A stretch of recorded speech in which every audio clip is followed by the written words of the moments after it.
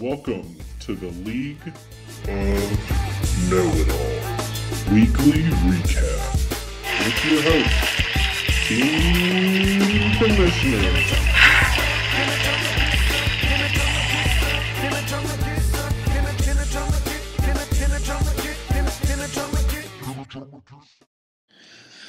What's up, guys? How we doing? Week 8 recap right here. Yeah, having a decent weekend. I had some personal shit go on this weekend. My ex decided to snap on me and show up at 1:30 to get her shit out of my house, which is hilarious. We kind of broke up a couple weeks ago. It's kind of one of these videos have been a little bit delayed. I've been through a lot of shit in the last 2-3 weeks, and personally, it's probably my fault. On top of that, just been Call of Duty came out, World War II. Fucking that shit's awesome. Like, it's back to the old school shit. You know, old school guns. It's awesome. Like, I love every part of it. So yeah, I've been dealing with some personal shit between that. I took a 4-day weekend this weekend, just trying to relax, slowing down at work and shit like that. I'm shooting this at halftime of the Clemson game. We are struggling again. Like, defensively, I don't know what's going on, man. I honestly would rather just lose and just be done with it. Like, I'm sick and tired of this. I cannot handle this stress. It's fucking killing me. Honestly, right now, we don't look like a top 4 team. Just being honest. I think the committee wants us back in the top 4. I think it's why they put us back up there. I think we have a good enough team. Do we have a good enough team to beat Alabama again this year? I don't know. Do we have a good enough team to beat Georgia? Maybe. Like, it's 2 tough teams, man. They're going to be great. It's going to be tough, honestly. I don't know. This year is a little bit of a question mark for me. We can't kick the ball again this fucking game. You think we would have learned. You think we would have learned. Missed a field goal to make it a 1-point game. Now it's a 4-point game. Now our offense has got to fucking go figure this shit out. But I don't know, man. It's been a rough year. Anyway, so let's move on to our shit real quick. I just want to. One of the funniest lines, honestly, of this weekend or past weekend of Juju Smith-Schuster, however you say his name or however it is. One of the things that so he was running for his like 60 or 80 yard pass for a touchdown, right? He turned around a couple times, looking around him. After the game, they asked him about it. I said, "Why were you looking back?" And he said, "quote unquote, I was looking back because for some reason my speed on Madden is 80, and no one could catch me." I mean, honestly, that is probably one of the funniest fucking lines I've heard in a very long time. Like, it was funny, all these pros really actually getting pissed off at Madden because, like, really, I'm like a 75 on coverage, I'm like a 22 on this. It's like they get mad at their stats on, like, everyone thinks they're the fucking best thing since sliced bread. But kind of funny. So let's move on here to the recap. Starting out, I'm a snowflake versus Good Luck Chuck. I'm going to tell you right now, boys, it don't get no closer than this matchup this week, man. I barely pulled out a win. 99.6 to a 99.2. This is a half-point PPR. If Emmanuel Sanders had one more catch from -1 yard, I would have lost this game. That's how close this shit was. Dak Prescott honestly shit the bed for me, 7.3 points. Lamar Miller stepped up at 20 points. And Marvin Jones stepped up at 18. Gronk 14'd it up, of course. And Bengals 14. However, I could have played Cowboys against Washington. It's kind of questionable. Washington's good and then they're bad. Then they're good and they're bad. Well, he had 20 points versus my 14, so that's another 5 points I left on the bench. But other than that, dude, and Kenny Stills versus my Ted Ginn in the flex, another point and 1.2 points, but, I couldn't play perfect, but he did. He played perfect, and I barely beat on a snowflake.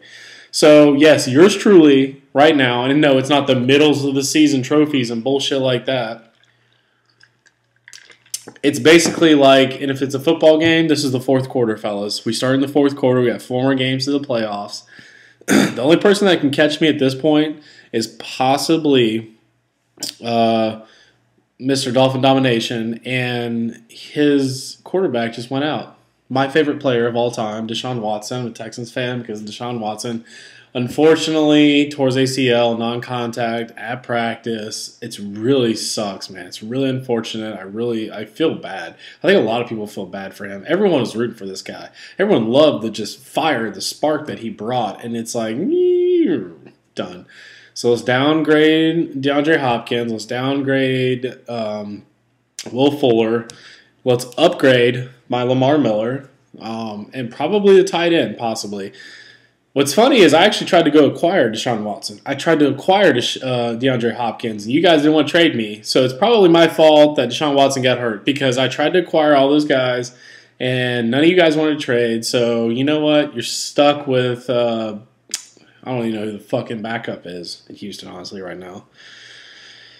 But in any case, that's it's the long and the short of the Texans Houstons right now, who could have been a playoff team on fire, and now it's like, let's just pull the e-brake real quick and figure out what shit's going on.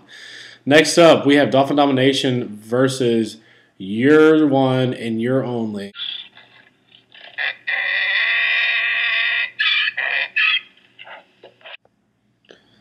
That is right. We have the Donkey of the Week, Mr. Shake and Bake, versus Dolphin Domination, 112 to 68.5. Deshaun Watson went for 37.8 points, and the only other double-digit person on Dolphin Domination team was Jimmy Graham, believe it or not. So, yeah, C.J. Anderson go for 9, Antonio Brown for 9.5. Man, it's funny. Like some of these players that I see going like single digits who should be in double every week, I've been trying to acquire for a while, but no one wants to trade me. And yet people think I'm lucky as shit. So, you know, you could have tanked my team at any point because I'm trying to tank my own team apparently. Over here on Shake and Bake, we got Matt Ryan at 15.9, Mark Ingram at 14.9, and then the only other double-digit person on your team is the Bills defense at 14. Down here, let's see. You got DeAndre Washington, the Oakland running back. Get you 16.8 points on the bench. Carlos Hyde got you 6. On the other flip side, we got Will Fuller sitting on this guy's bench for 30 fucking points. A 30-burger. Marion Mack, Indianapolis running back, got you 13.8. And Isaiah Crowell, who hasn't done shit all year, decided to show up and get you 17.8 on your bench. You lucky you skated out of that one a little bit, honestly, because otherwise it would have been a lot closer than what it looks like. Next up, we have Obi-Wan Kembrobi versus Philadelphia Bison. Philadelphia Bison missed the Oh Yeah lineup by 0.3, actually technically 0.4 points. 0.3 would have tied him. But he's close, super close. Over here, we got Obi-Wan Kembrobi with 81.4 points. Matthew Stafford got you 23 points. James White got you 11.3. And Michael Thomas got you 11.2. Anything else was... over here, flip side, Philadelphia Bison, we got Tom Brady good for 20.5. Ezekiel Elliott blowing up for 28.9. Melvin Gordon, 23.4. Jeremy Maclin, 12.8. A.J. Green, 10.2. And Zach Ertz, 11.4. And your defense got you 10. Everything's double digit, like fucking looking good, man. Looking awesome. Tyrod Taylor had just 16.7, but you know, I was playing Tyrod, or AKA Ty God, over your boy Tom Brady. Next up, we have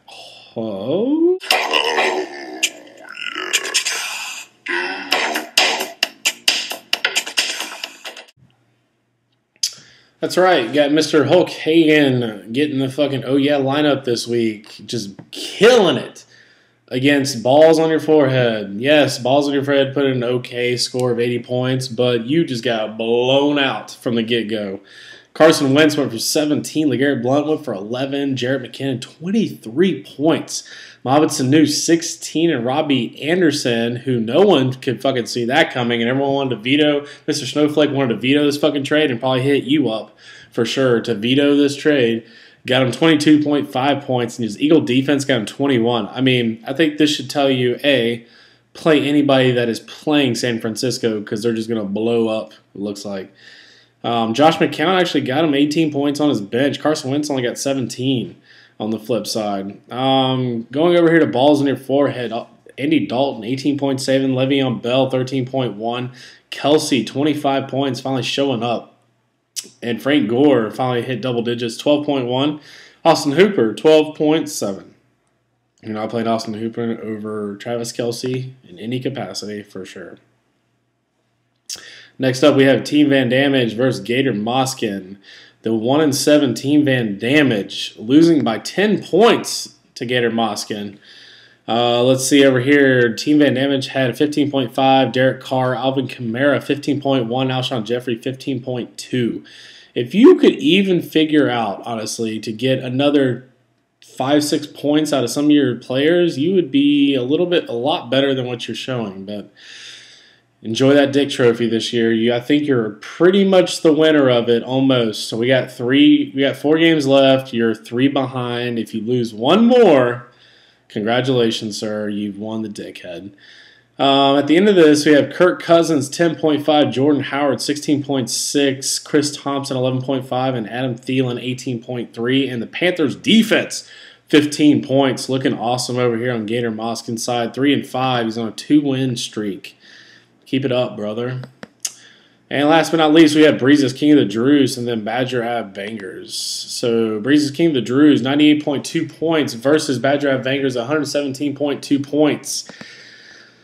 Let's look here. 98.2 points. And DeAndre Hopkins put up 37 of those points. So that's a third, basically, of your points by one player. That's crazy. Drew Brees got 11.8, and everyone else, except for your Chiefs defense. Chiefs, 18 points in our league.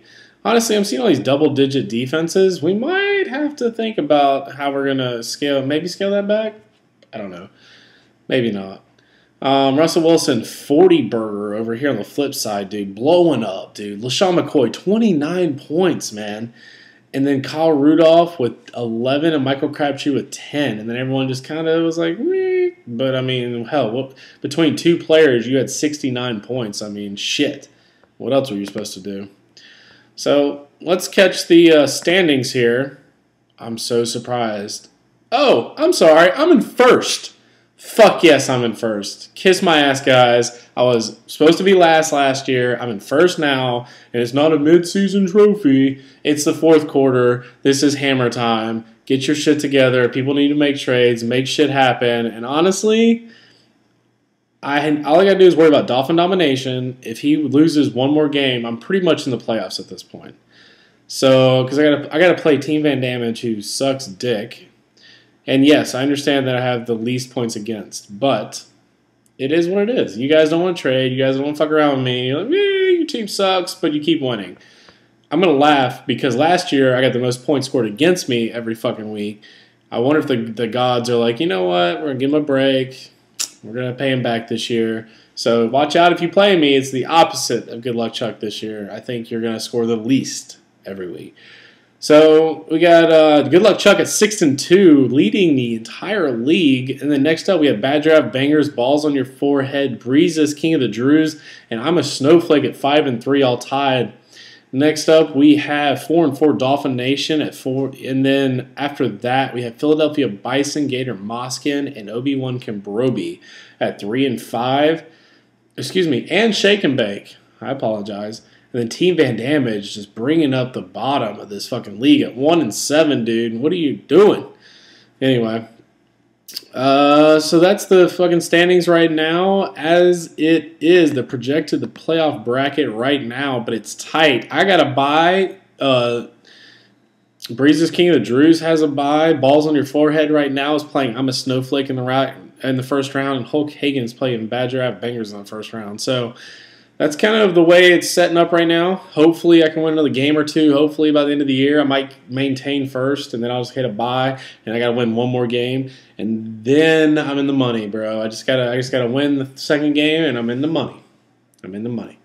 So anyway, we'll see how that goes. It's a 6-player playoff. So for those of you who don't know. So it's really tight this year, man. Last year there was a couple blowouts, like three people were just completely blowouts, and then there's like 1 or 2 that was right in the middle. But now we got like everybody within like a game or 2. We got 4 games left of the season. Step it up, fellas. I'm proud of you guys. I love this league. Honestly, like everyone's so close. You go to the waiver wire, there's nothing on the waivers, and which is kind of good and bad. But it's good because everyone's competitive. They know what the fuck they're doing.